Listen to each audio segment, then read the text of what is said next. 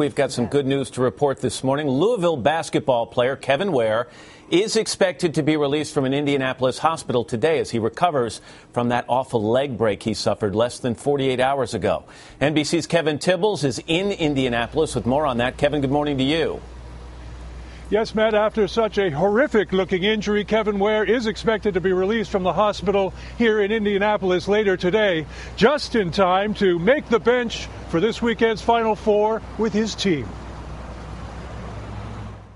New pictures show Kevin Ware up and walking on crutches and visiting with his coach, Rick Pitino. He's doing very well. He's very positive. He's not so much focusing on what happened, but he's focusing on the recovery. Ware's mother, Lisa, was watching the game on TV when her son suffered the devastating injury. While Ware's teammates were visibly shaken, it was Ware who inspired, telling them, "Win the game, win the game." Monday, Ware tweeted a picture of his leg, telling a fan, "I'm good, bro. I'll be back by next season."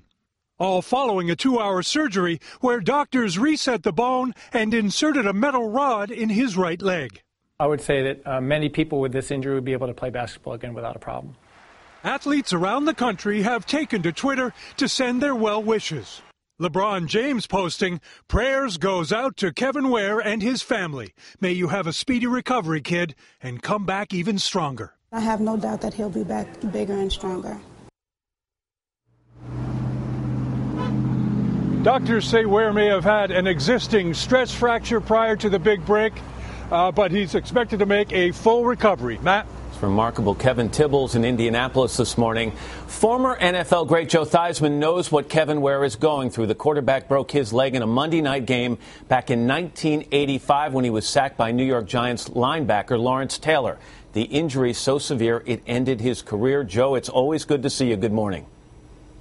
Good morning, Matt. Good to be with you. You know, it was so hard for all of us to watch this, and yet I'm thinking of you in 1985, and as you watched it, it had to be even tougher. What was your first reaction?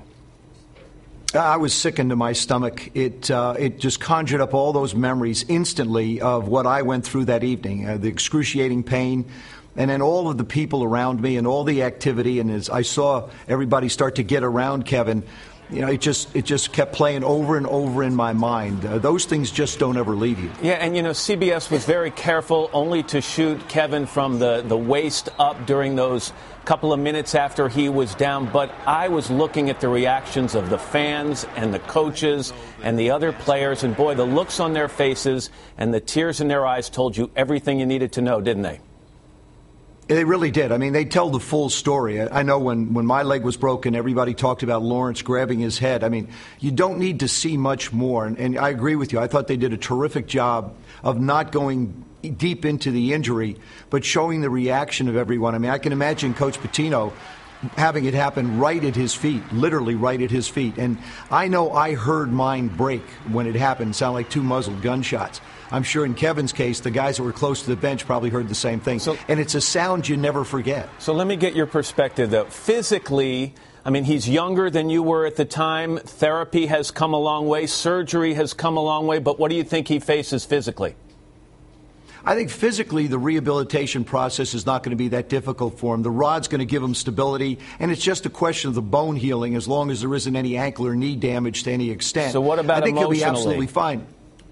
Emotionally is where the big problem is, and it's not a problem. I had a chance to talk to him yesterday, and he sounds like he's just in a great place. He knows the work ahead of him. He knows the road's not going to be easy, but he's a young man that's bound and determined to come back. But do you think he can go out on a court and play, you know, all out without being haunted by the fear that would come from an accident like that?